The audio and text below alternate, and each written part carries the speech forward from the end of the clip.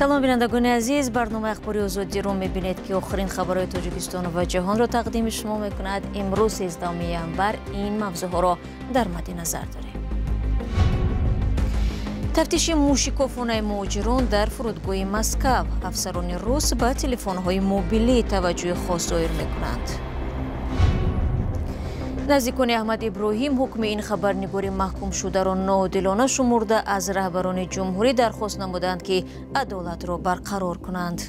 راضی نیستیم. یعنی گپای ما را به جناب عالی برسونید. یا تفتیش کنن خدشان بکنن.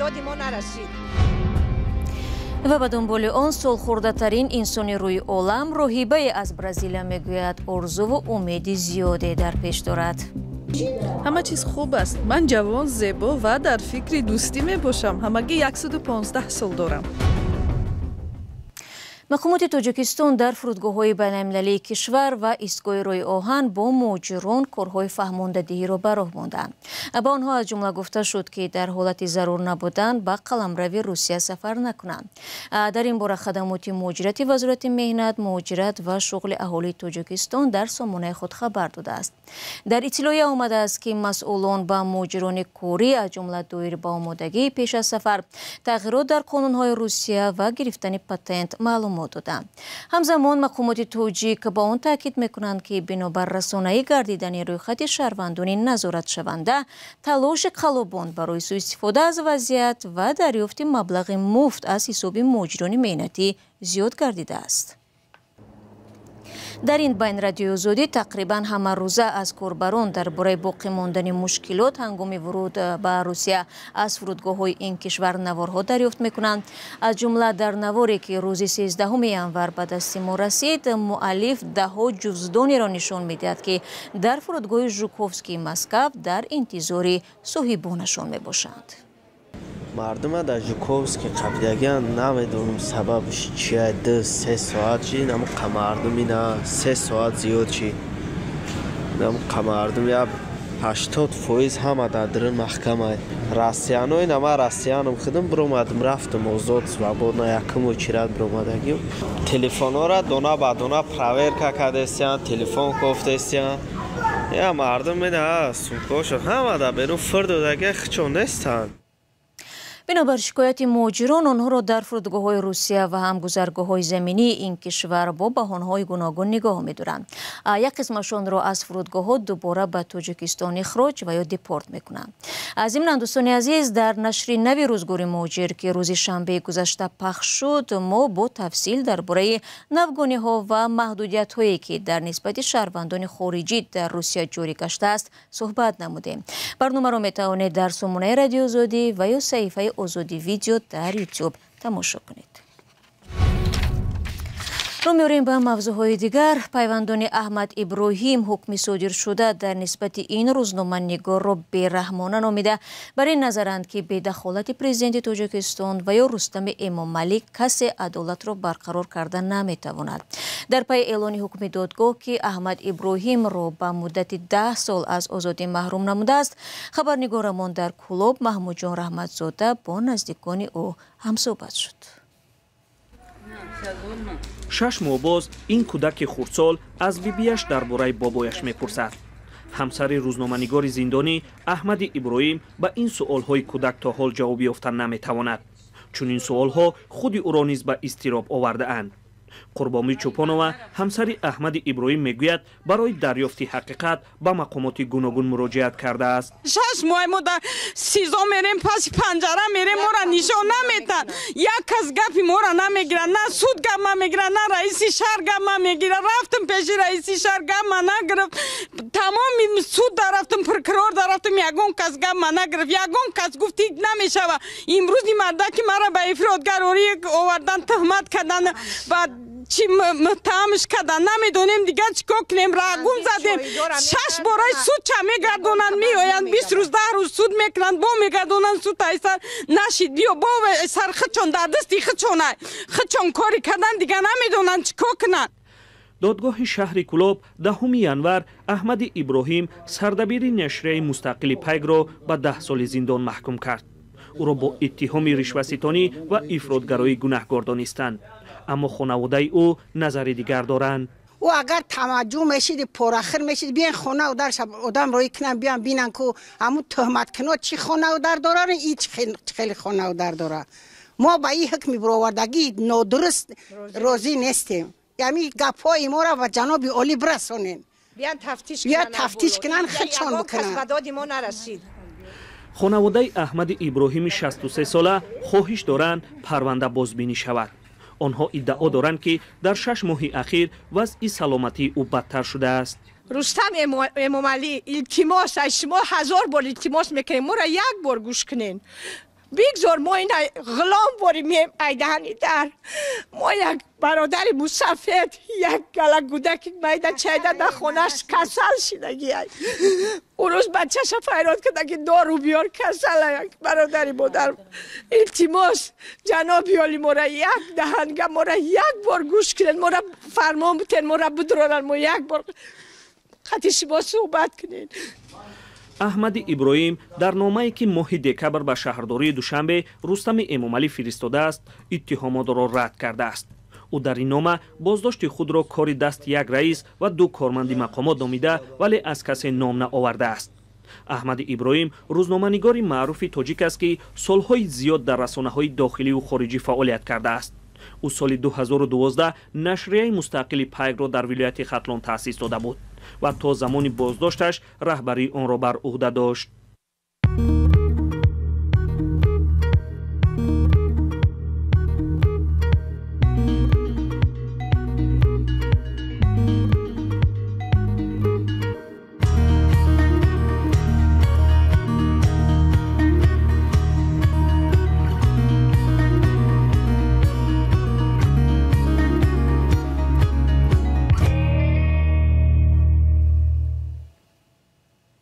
شما برنامه اخباری رادیو آزادی را تماشا دارید. اعلان تحریمات نو امریکا به ضد شرکت‌های انرژتیکی روسیه به خصوص گازپروم نفت که تامین کننده اساسی تاجیکستان با نفت و گاز میباشد نگرانی‌های را در کشور برانگیخته است.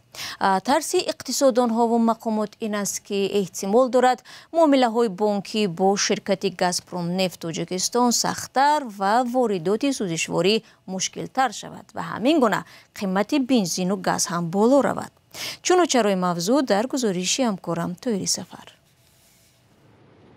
جو بایدن رئیس جمهور آمریکا گفت هدف از اعلان تحریمات نو محروم کردن روسیه از درآمدهایی است که برای جنگ در اوکراین خرج می‌کند.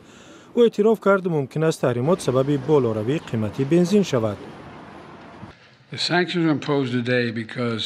تحریمی که امروز جاری شد بر رشد اقتصاد روسیه تاثیر گذاشته امکانات جنگی پوتین را محدود می کند. شاید نرخ یک گالن بنزین 3 و یا 4 سنت بالا رود ولی این اقدام به امکانات جنگی روسیه تاثیر عمیق خواهد گذاشت.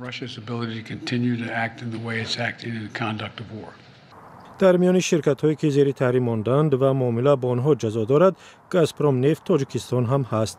شرکتی که سهمش در تامین تاجیکستان با مواد سوخت فوق‌العاده زیاد میباشد. بیشتر از 80% بنزین و گاز را تاجیکستان از گازپروم نفت می‌خرد و تنها در 6 ماه سال گذشته از آن 451,000 تن مواد سوخت خریده است. نگرانی هم از آن است که تحریمات آمریکا مجرای گاز و بنزین روسی را به تاجیکستان اگر نبندد هم کمتر می‌کند. تأثیرات زنجیره‌ای زیاده خواهند داشت. اگرچه پیش بینی کردن سخت است که در واقع چی می شود. اما بعد اعلان تحریمات ما دیدیم که پالایشگاه‌های عظیم چینی و هندی که بعد آغاز جنگ در اوکراین به خریداران اصلی نفتی روسی تبدیل شدند از آن دست می‌کشند. این در نوبت خود خراجات و قیمت نفت را بالا می‌برد که تأثیر آن به تاجیکستان و کشورهای به مثل تاجیکستان می‌رسد. اگر به مشتریان عادی یارانه داده نشود اثر تحریمات به آنها هم می‌رسد. بالاروی قیمت نفت در سراسر جهان همیشه به همیان مردم عادی تاجیکستان ضربه می‌زند چون قیمت محصولات را بالا می‌برد و خرج مردم را زیاد می‌کند. در تاجیکستان بر این اندیشند که عاقبت‌های تحریمات آمریکا برای اقتصاد بسیار بد نمی‌شود. گازپروم نفت 40% بازار بنزین وارداتی به تاجیکستان را در دست دارد. تحریم ها زمان می توانند به اقتصاد تاجیکستان تاثیر گذارند که اگر معاملات بین کشور و روسیه با دلار می بود. تحریمات امریکا در ماه ینور به اقتصاد تاجیکستان و نیکو احوالی مردم تاثیر بسیار زیاد نخواهند داشت، برای آنکه 98% معاملات مالی بین تاجیکستان و روسیه با روبل صورت می گیرد. تاثیر زیاد نخواهند داشت. شاید مشکلات در واردات پیش آید به شرکت های خرده که با دلار معاملات دارند، ولی به اقتصاد تاجیکستان تاثیر جدی نمیگذارند. Вводят взаиморасчет в долларах, но особо на Таджикистан это не повлияет. یک فرد آگاه از معاملات بانکی و همکاری‌های تاجیکستان با گازپروم نفت گفت که تأثیر تحریمات نو با آن حد نخواهد بود که گفته می شود. به قول او تدبیرها برای آمادگی به تحریمات نو و مطابقت با آنها از قبل اندیشیده شده بودند و معامله ها با شرکت روسی به منوال پیشین ادامه خواهد کرد. با وجود نظرهای گوناگون تجربه ثابت کرده است که تاجیکستان همیشه در برابر فضای مشکل سیاسی و رقابت‌های ژئوپلیتیکی آسیب پذیر بوده است. بانک جهانی چند پیش در یک ارزیابی در باره اقتصاد تاجیکستان گفت اگرچه کشور تاکنون در برابر این رقابت‌ها مقاوم بوده است، اما شدت گرفتن جنگ در اوکراین و اعلان تحریمات نو ممکن است اقتصاد روسیه را ضعیف کند و باعث کم شدن پول مهاجران تاجیک شود که اقتصاد تاجیکستان سخت پایبند پول آنهاست.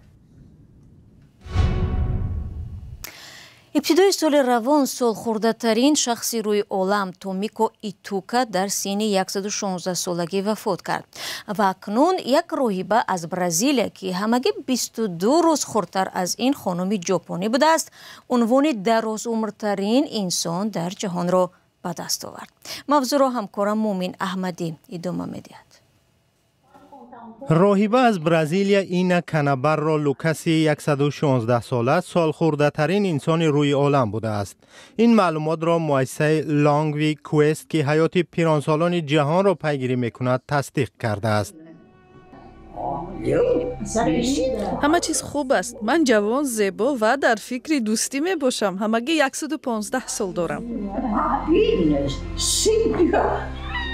لوکاس 8 یونی سال 1908 به دنیا آمده بعد فوت تومیکو ایتوکا ژاپنی در آخر سال 2024 عنوان سالخورده ترین زن روی عالم و سالخورده ترین انسان روی عالم را کسب کرد. بعد از این حادثه نمایندگان مؤسسه لانگوی کوست با لوکاس در خانه پیرانسالان شهر جنوبی پورتو الگری برزیلیا واخورده در یک مراسم خاص با او جایزه سالخورده ترین راهبه روی عالم و سالخورده ترین انسان برزیلیا را تقدیم کردند. مؤسسه لانگوی کوست شهادت می دهد که ایرما اینا کانابارو لوکاس سالخورده ترین راهب زنده روی عالم و سالخورده ترین انسان در برزیلیا شناخته می شود. خدا به شما برکت دهد.